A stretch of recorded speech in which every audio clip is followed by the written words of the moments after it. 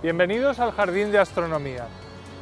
El Jardín de Astronomía es un espacio fantástico para aprender conceptos básicos de astronomía divirtiéndose. En este jardín tan especial, al que por cierto podéis acceder libremente, vais a encontrar un montón de instrumentos relacionados con la astronomía y con el movimiento de las estrellas, el movimiento, por ejemplo, del Sol. Algunos conceptos de astronomía no son fáciles de entender. El movimiento aparente, el movimiento de rotación, el solsticio, que es un equinoccio.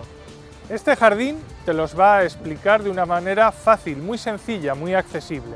Cualquiera que pase a través de él saldrá apasionándose con la astronomía. Te invito a que lo compruebes por ti mismo visitando nuestro Jardín de Astronomía y que de ese modo puedas aprender un montón de conocimiento relacionado con una de las ciencias más antiguas que existe, que es el de la astronomía.